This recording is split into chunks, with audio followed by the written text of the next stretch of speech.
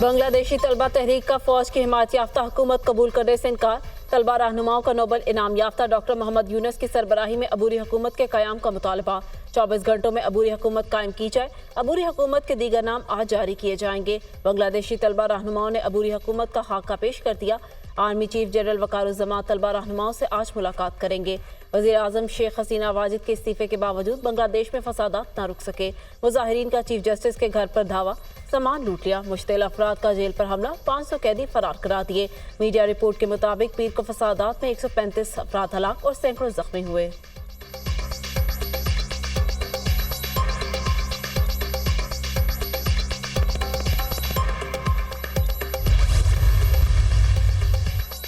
भारत नवाज हसीना वाजिद के इक़्तिदार का सूरज गरूब। निस्फ सदी बाद शेख मुजीब का बुत टूट गया। अवामी दबाव और एहतजाज पर बांग्लादेशी वज़ीर आज़म शेख हसीना वाजिद फरार।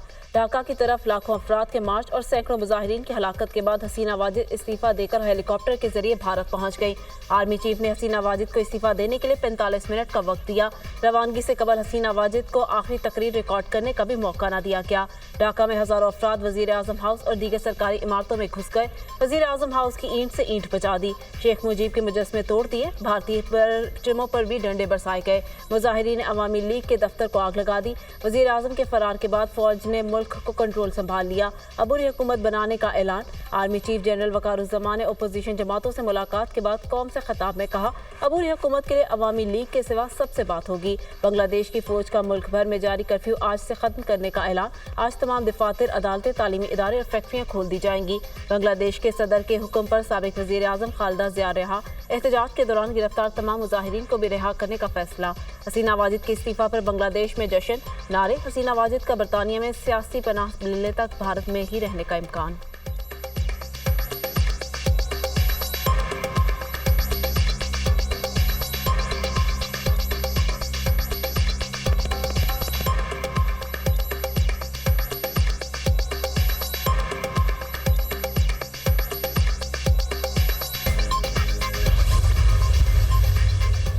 अमेरिका बांग्लादेशी अवाम के साथ खड़ा है। बांग्लादेश की सूरत हाल का जायजा ले रहे हैं। बांग्लादेश में गुज़िश्ता कई रोज़ के दौरान मुतअद्दिद जानें ज़ाया हुई, जिन पर शदीद अफसोस है। तर्जुमान अमरीकी महकमा खारिजा मैथ्यू मिलर की प्रेस ब्रीफिंग। कहा, बांग्लादेश में अबूरी हुकूमत के क़याम का खैर मकदम करते हैं। इक़्तिदार की मुंतकली बांग्लादेश के आइन के मुताबिक होनी चाहिए। तमाम फरीक सब्र व तहम्मुल का मुज़ाहिरा करें।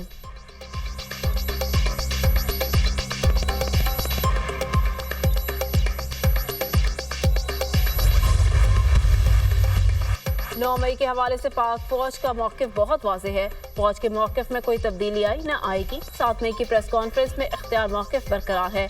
एक माफिया पाकिस्तान की तरक्की नहीं चाहता। माफिया को तकलीफ इस बात की है कि फौज अवाम की फलाह व बहबूद के लिए क्यों काम कर रही है। बयानिया बनाने वाले फौज और अवाम में दरार डालना चाहते हैं।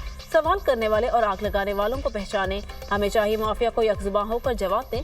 माफिया समझता है इसकी कामयाबी अवाम को गरीब करने में है। फौज के ऑफिसर और जवान मुल्क के अशरफिया नहीं, हर फौजी की पहली और आखिरी तरजीह पाकिस्तान है। फौज किसी खास सियासी सोच, मजहब या मसला को लेकर नहीं चल रही। क्या तनकीद की वजह से तालीम और सेहत का काम करना छोड़ दे? हमारा मसला ये है, हम सियासी मकासद के लिए तनकीद का निशाना बनाते हैं। DGISPR लेफ्टिनेंट जनरल अहमद शरीफ चौधरी की न्यूज़ कॉन्फ्रेंस।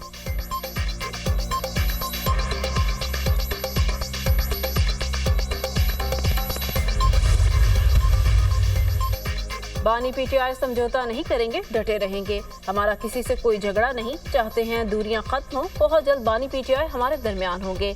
हम मुल्क में आज़ाद अदलिया चाहते हैं। चेयरमैन PTI बैरिस्टर गोहर का सवाबी में जलसे से खिताब। मुझसे माफ़ी मंगवाते हो, पहले उनको पकड़ो जो मुल्क लूट गए। IPPs के साथ मुआहदे करने वालों को कौन सजा देगा? आज मुल्क में दहशतगर्दी है। बानी PTI के दौर में दहशतगर्दी खत्म हो गई थी। वज़ीर आला खैबर पख्तूनख्वा अली अमीन गंडापुर।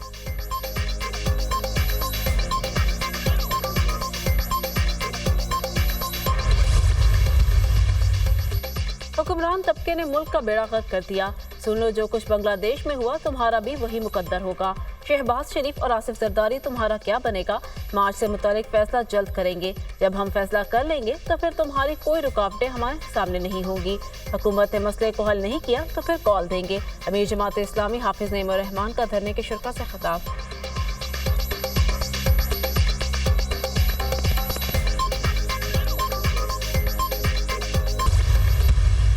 PTI के मामलात ऐसे हैं کہ ان کے اوپر پابندی جو ہے وہ لگ سکتی ہے، اور ان کے جو معاملات ریاست کے متعلق، حکومت کے متعلق، یعنی ایک پارٹی جو ہے وہ اپنی ذاتی سیاست کے لیے جو ہے وہ اگر وہ ریاست کے خلاف کام کر رہی ہے تو اس کے اوپر پابندی لگنی چاہیے، پابندی لگ سکتی ہے۔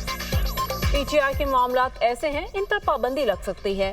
اگر ایک پارٹی ریاست کے خلاف کام کر رہی ہے تو اس پر پابندی لگنی چاہیے۔ بانی پی ٹی آئی کے ساتھ ڈیل کا کوئی معاملہ زیر غور نہیں، حکومت جانے والی نہیں، افواہیں ہمیشہ گردش کرتی رہیں گی۔ زیادہ فکر کی ضرورت نہیں، تمام سیاسی جماعتوں کو مل بیٹھ کر ہونا ہوگا۔ ملک کی ترقی کے لیے سب جماعتیں مذاکرات کے عمل کو آگے بڑھائیں۔ بجلی کے بلوں میں کمی کے لیے حکومت کوشش کر رہی ہے، کوشش ہے آئی پی پیز کو دینے والے پیسوں سے جان چھڑائیں۔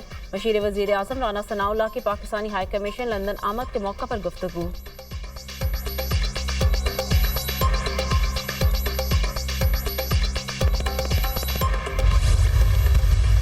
ہمارا کسی کے ساتھ کوئی جھگڑا نہیں ہے، ہم چڑھائی نہیں کرنا چاہتے، ہم دعویٰ نہیں بولنا چاہتے، لیکن ایک ملک میں دو قانون نہیں ہو سکتے۔ ہم چاہتے ہیں کہ مزاحمت نہ ہو، سوچ سمجھ کے فیصلے لے لو۔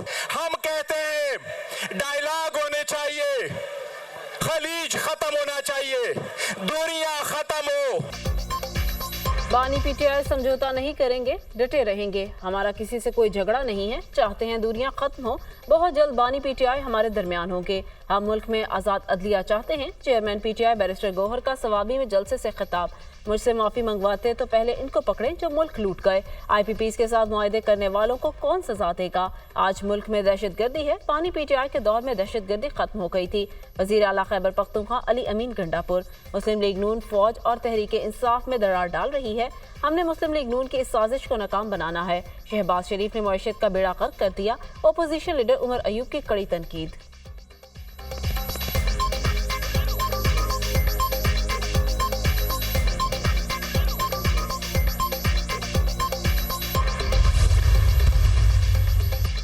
حکمران طبقے نے ملک کا بیڑا غرق کر دیا، سن لو جو کچھ بنگلہ دیش میں ہوا تمہارا بھی وہی مقدر ہوگا۔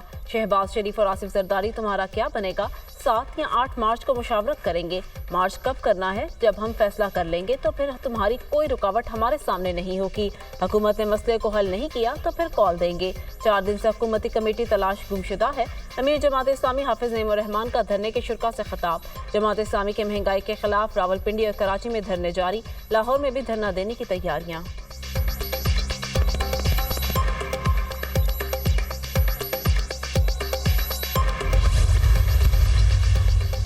مشرق وسطیٰ میں کشیدگی کم کرنے کے لیے سفارتی کوششیں کر رہے ہیں۔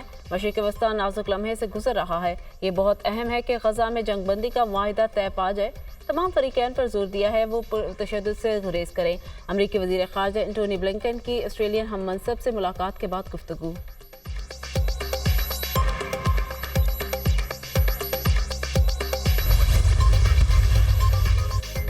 عراق میں امریکی فوجی اڈے الاسد ایئر بیس پر راکٹ حملہ، متعدد امریکی فوجی اہلکار زخمی۔ امریکی عہدیداروں نے حملے کی تصدیق کرتے ہوئے کہا ایئر بیس پر 2 کٹوشیا راکٹ فائر کیے گئے، جن میں سے ایک راکٹ بیس کے اندر آ کر گرا تھا۔ امریکی حکام کا کہنا تھا بیس ہونے والے حملے کے بعد نقصانات کا جائزہ لیا جا رہا ہے۔